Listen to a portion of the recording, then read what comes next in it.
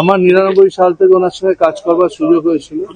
মমতা ব্যানার্জির নির্দেশে যখন আমি তৃণমূল কংগ্রেসে যোগ দিই তখন মুকুলদার সঙ্গে কাজ করবার সুযোগ হয়েছে। অনেক স্মৃতি আছে। মুকুলদা, আমি স্মৃতি বলতে কি বলবো, তখন আমাদের ওই যেখানে আমাদের অফিস ছিল, যে জায়গাটা পার্টি অফিস, তা বহু লোক অনেক কথা অনেকে বলছে।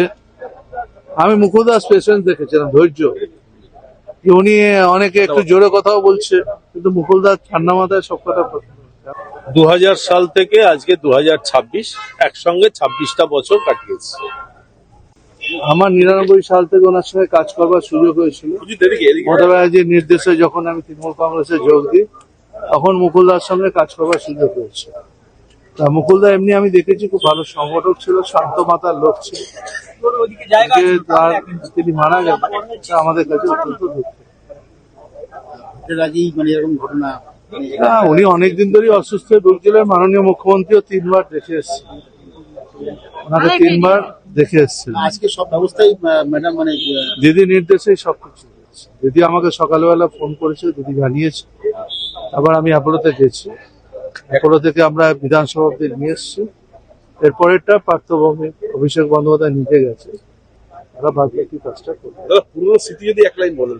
পুরনো স্মৃতি অনেক আছে, মুকুলদার সাথে প্রচুর গল্প। বিশেষ স্মৃতি ওই না, কাজের সূত্রে, রাজনীতি, ইলেকশন, প্রচুর ক্ষেত্রে।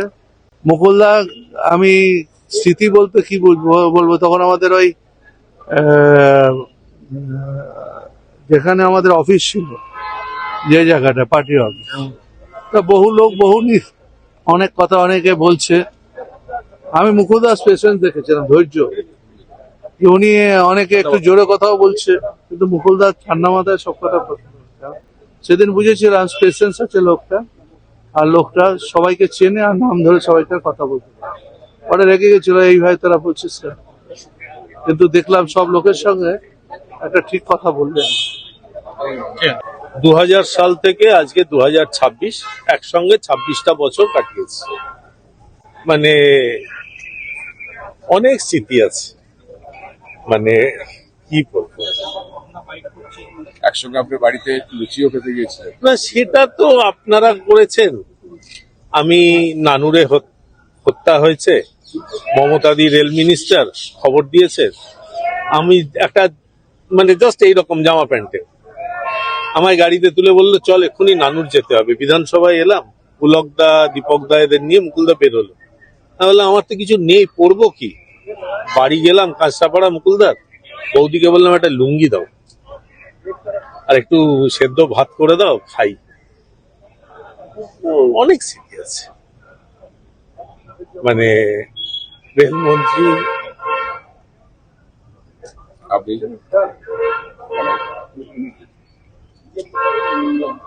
আপনি কি কাঁদছেন?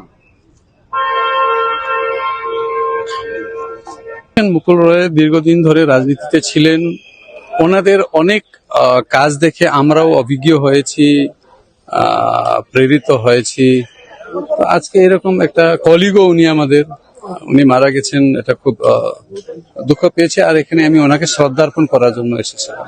উনি তো বিজেপির বিধায়ক ছিলেন, আপনিও বিজেপির বিধায়ক ছিলেন, সদ্য আপনি সেখানে এসেছেন, তো তখন থাকাকালীন কোন স্মৃতি? না, আমি বিধায়ক হওয়ার আগে থেকে ওনার সঙ্গে একটা স্মৃতি আছে। দিল্লিতে আমার একবার দেখা হয়েছিল, কলকাতাতেও হয়েছিল। অনেক বিষয়ে, রাজনৈতিক বিষয়ে আমরা গুরুতর আলোচনা করেছিলাম। যেহেতু আমি বেশি সময় ওনার সঙ্গে কাটাতে পারলাম না, কিন্তু আমি পড়েছি ওনাকে, আমি দেখেছি ওনাকে। তো আজকে শ্রদ্ধার্পণ করার জন্যই আমি এখানে এসেছি। না, মানুষ হিসাবে উনি ভালো ছিলেন বলেই তো উনি দীর্ঘদিন ধরে রাজনীতিতে ছিলেন। দেখেন, রাজনীতিতে যারা থাকে যদি একদমই খারাপ থাকে, তো জনগণ ওনাকে নেতা বানায় রাখবে না।